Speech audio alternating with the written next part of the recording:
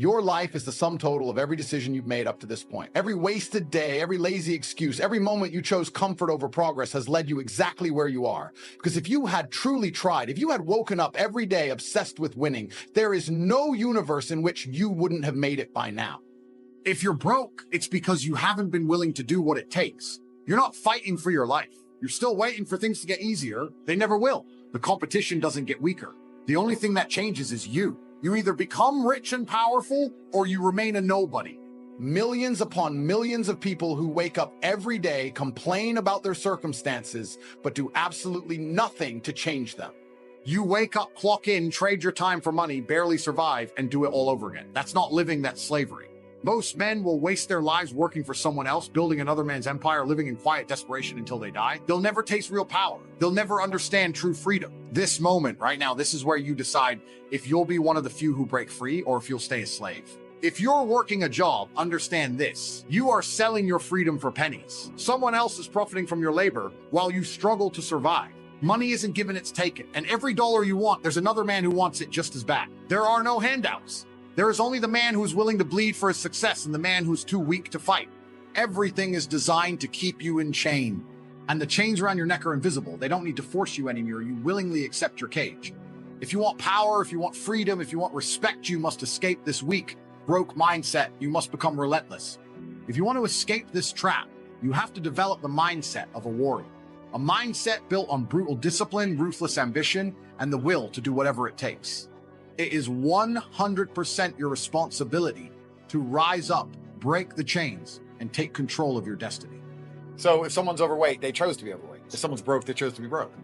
People will argue with me when I say that. They say, no, I didn't choose to feel this way. And I'll argue back that believing everything is a choice empowers you to make the change. So I think the most powerful thing you can do if you're a depressed or sad person is accept that you have chosen to be one, and you can choose to stop being one. Forget true. True and false is adopting the mindset or the strategies which allow you to compete. That's what's true. When I look at scenarios or situations, I sit and say, option A makes me feel weak and helpless, and option B makes me feel powerful, so I believe B to be true. The primary objective of my thoughts and feelings and reality is to win. It's not to feel happy, it's to win all of the time.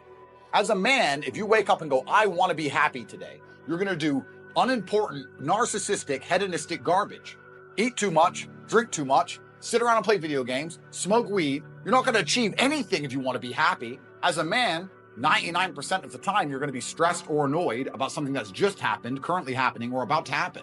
And you either suffer the consequence of the stress it requires to be a somebody, or you suffer the consequence of having no stress because you're a nobody and you work in Starbucks and then you're a no one. So many men say to me, oh, how I don't feel happy. I'm like, so? You think I'm happy? I got nearly $1 billion. I'm still stressed. I got criminal convictions, work to do. I was up at 6 a.m. I got to go here. I got to go there. I've got to train. I've got to do this. I've got to do that. At what point do you think you've earned the right to wake up as a man and feel happy? What if I told you that right now you're one decision away from either being stuck in the life you hate or finally breaking free to build the life you were meant for? Right now, someone is making that decision and you're either watching them do it or you're going to be that someone. But here's the harsh truth. You can't afford to waste another second. Every minute you spend in doubt is a minute someone else is taking everything you could have had. But if you're ready to take control, to take the wealth that's out there waiting for you, it's time to act. It's not a lottery ticket. It's not a gift. It's a consequence, a direct outcome of how violently you attack your days, how deep you're willing to go into the dark when everyone else chooses light and comfort. Most people don't want to win. They want to look like they're trying. They want applause for mediocrity. They want pity for failure. They want comfort more than they want greatness. The path to wealth isn't found in motivational videos or lucky breaks. It's found in the silence when it's just you, your desperation, and a decision to rise, a decision to evolve, a decision to either be crushed by this world or to conquer it. Success is not for the kind-hearted. It's for the man who can walk through fire without blinking. You think you're tired, you think you're overwhelmed, that's not exhaustion. That's weakness pretending to be effort. Real effort isn't about how you feel. It's about what you do when you feel nothing at all. When you're broken, empty, drained, and still show up with blood in your teeth, ready to build your empire. Most people want success without sacrifice. They want millions without scars, but wealth demands solitude. It demands obsession. It demands that you outgrow your past self every single day, without exception. Success always demands a down payment of your soul, your energy, your mind, but I paid it. Because once you taste the first drop of real financial power, you never go back. You can escape the system. You can build a life so powerful it terrifies the version of you who used to beg for weekends off. But only if you kill the lazy voice inside that says, I'll start tomorrow. Only if you realize that you are the architect of your reality and no one is going to hand you the keys. You've got to break the lock, walk in like you own the place, and take what's yours. There's a fire that lives in men who've had enough. Enough of being broke, enough of being ignored, enough of watching others win while they rot in excuses. That fire, that rage, that hunger, that's your weapon. Most will waste it. But if you use it, there's no force on earth that can stop you. You are not your past. You are not your environment. You are not your failures. You are whatever you decide to become starting today. But you need to get angry. You need to get serious. You need to realize that wealth is not going to fall into your lap. It's going to demand you kill the version of you that keeps losing. This world doesn't owe you anything. It rewards the men who take what they want and build what doesn't exist. It rewards the men who show up every day with purpose, even when the results are invisible. If you're not one of those men, get out of the way. But if you are, if something in your soul knows you were born to win, then don't wait another second. And don't stop until wealth is no longer a dream, but your default reality. Because in the end, it's simple. You either become powerful or you stay broke. There is no middle ground. Get rich or die trying wasn't a quote to me, it was a law. I didn't chase money because I loved materialism. I chased it because poverty was a prison and every dollar was a brick I could use to break out. People say money isn't everything. You know who says that? The people who've already surrendered. I sacrificed friends. I sacrificed fun. I sacrificed every soft thing people cling to when they're afraid of growth. Freedom doesn't come from politics or sympathy. It comes from stacking cash, stacking skills, and building something so strong no one can ever make you kneel again. I had to crawl through failure. I had to suffer in silence while everyone else laughed. But I didn't stop, because while they were chasing comfort, I was chasing the life they'd eventually envy. I'm not chosen, I'm just a man who refused to lose. A man who got sick of being average. A man who didn't want to look back at 40 and realize he played it safe, followed the rules, and died broke with a fake smile. The wealth was never about cars, it was about escaping the leash. About waking up and owning my hours, my energy, my life. So if you're broke right now, if you're invisible, good. You're in the place where all legends begin. Don't cry about the climb, start climbing. The struggle will give you scars, but those scars will become armor. That silence you're in, it's not punishment, it's preparation. Preparation for the man you're becoming. Because one day you'll look around and the money will be there, the view will be there, the life will be there, but most importantly, you'll be unrecognizable. Smarter, colder, wiser, wealthy, and you'll realize something the broke version of you never could. Success isn't a reward, it's your responsibility. You think your 20s are a playground, they're a battlefield. Every second you delay is another nail in the coffin of your future. I'll start next month is the lie that buries men in mediocrity. And the savage truth that most people will die with their potential still locked inside them. Most people are already dead, they just haven't made it official. You see them walking around, scrolling, obeying, existing in digital prisons, chained by cheap dopamine, fake validation, and a deep fear of standing alone. Every man is running out of time, every breath is borrowed. And here you are, debating whether you should start a business or watch another Netflix episode. Do you understand how insane that is? That job you hate but won't leave? That relationship that drains you? That routine that numbs your brain? That's not life. That's a slow suicide. I'm okay is the anthem of the average. You weren't built to be okay, you were built to dominate. Look around, the world's changing. AI's coming for jobs, inflation is killing savings, governments are collapsing, everything you think is stable, it's already shaking. And what do you have? A degree? A couple thousand in the bank? That's not a foundation. You need real money. You need real independence. Not because you want a Lambo, because you need to survive the storm. The rich aren't worried about the future. They are the future. The poor, they're the fuel. And if you don't rise now, you'll be next. There's a version of you out there that's rich, jacked, powerful, and untouchable. And the only thing stopping you from becoming him is the weak voice in your head that says not yet. That voice is your enemy. That voice is your cage. And the longer you listen, the further that version of you drifts away until one day, he's just a ghost in your memory. What if I fail? Good. Fail, then rise. What if I lose? Lose. Learn and strike back twice as hard. Every successful man I know is forged in losses. They bled. They lost everything, but they kept swinging. You can become everything they said you couldn't. You can retire your family. You can change your bloodline. You can wake up and never answer to anyone again. But it won't come easy. It won't come soft. It will come when you finally decide you're willing to suffer now so you never suffer again. Because success isn't luck and wealth isn't random. Success and wealth don't come by waiting for the world to hand them to you. If you want real wealth, wealth that lasts, wealth that gives you power, freedom, and control over your life, you need to realize that it's a relentless pursuit. It's about the decisions you make every single day. It's about working when others are asleep, hustling when others are resting, and making sacrifices when others are too comfortable. You see, most people give up when the obstacles seem impossible. They'll say, this is too hard, it's too much, I can't do this anymore. But the successful never stop.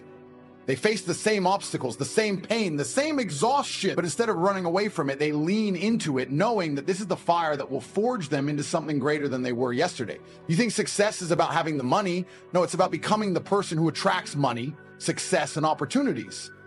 The world is not going to make it easy for you. It will try to break you down, to make you doubt your potential, to pull you away from your path. But you need to be stronger than that. You need to be relentless.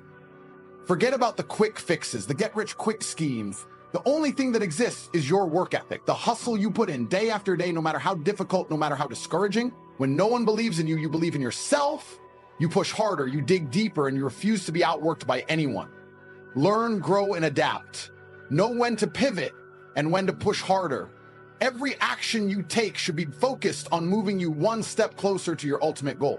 You see, wealth is about control. It's about having control over your life. And that control comes from the decisions you make today. No one is coming to save you. The world doesn't owe you anything. It's time to wake up and realize that the only person standing in your way is you. You want wealth? Then declare war on your weakness, your comfort, your procrastination, your fear. All of it has to die. You weren't born to be average. You weren't meant to obey orders and wait for permission. Pay bills, stay in line, get old, then die. That's the script written for the poor. And the tragedy is that most of you don't even try to rewrite it. But somewhere inside you, deep underneath all the laziness and self-doubt, is a savage who knows he's capable of more. A voice that says, I was built for greatness. That voice is real, but you've silenced it for years. It's time to let it roar. A lot of people constantly asking me similar sounding questions about some degree of doubt that they seem to have in their mind when it comes to their capabilities or their intentions. There's so many people who doubt themselves or doubt what they're capable of doing. And your mind, at least, needs to be an absolute monarch. I cannot remember the last time I won anything unless I was winning by force. There's no easy ride to the end. There's no democratic, smooth sailing, fair election, liberal bullshit versus conservative, we won the vote crap to the end goal. You're only ever going to win by force. So even if you're living in the West, when you understand you're living in a false democratic system, your mind must be an absolute monarchy where your commands are instantly obeyed and you instantly comply with your own mind. If your mind says, I'm going to train today, your body must instantly comply with the overlord, which is your intention. You know, people talk about motivation all the time, and I'm tired of getting asked this fucking question. Let me explain something to you about motivation. If you felt like doing something and you didn't do it, you were never motivated. How you feel has absolutely nothing to do with motivation. Motivation can be measured purely by the action in and of itself. Did you take action? If so, you were motivated enough to do it. Even if you didn't want to do it, even if you hated the idea of doing it and was resentful about the fact you had to do it, that is motivation. Because when you look at words like procrastination, they give big fancy titles for this. What procrastination is essentially is wanting and needing and knowing that you must do something and disobeying yourself. That's the most ridiculous thing in the world, because if you can't listen to yourself, how do you expect anyone else to ever listen to you? If you can't listen to your own commands, you have no chance of having authority over everybody else, because people can smell it. They can tell a dosser when they see one. So in a democratic society, if you're unhappy with your ruler, you simply try and vote for somebody else, assuming democracy is real, which we know it isn't. In a kingdom, in an absolute monarchy, if you're unhappy with your ruler or you're unhappy with the country, you leave. And I think men at home today need to be absolute monarchs over their lives, and anyone who's unhappy with your leadership has every right to leave. Let's imagine this. You're an absolute monarch of your life. You say what you want to do, you say how you want it to be, you say how you're going to live, you get it done. If a woman decides to stick by you with your absolute instruction and command, then she believes in your leadership. If she leaves you, because you are not bending or breaking to her will, because it is an absolute monarchy that you own, that she is living within, then you're going to find yourself very, very lonely. So a great way to measure your capability as a man is to wake up and say, this is the life I want to live. This is how I'm going to live it. This is what I'm going to do, and see who's sticking around beside you afterwards. So you can live with absolute monarchy and reign as a king, and you're going to find out a lot about your capability, not only from women, but from men too. What men want to stick by you when you say, look, this is how I'm going to live my life. This is what needs to be done. This is the life I'm going to live. If you're going to have the mentality of a democracy and start sitting around with your girlfriend or your friends and talking about what maybe should you do, you're now spending all your potential energy infighting in a bullshit civil war instead of actually focusing on the tasks at hand. And this is why people fail.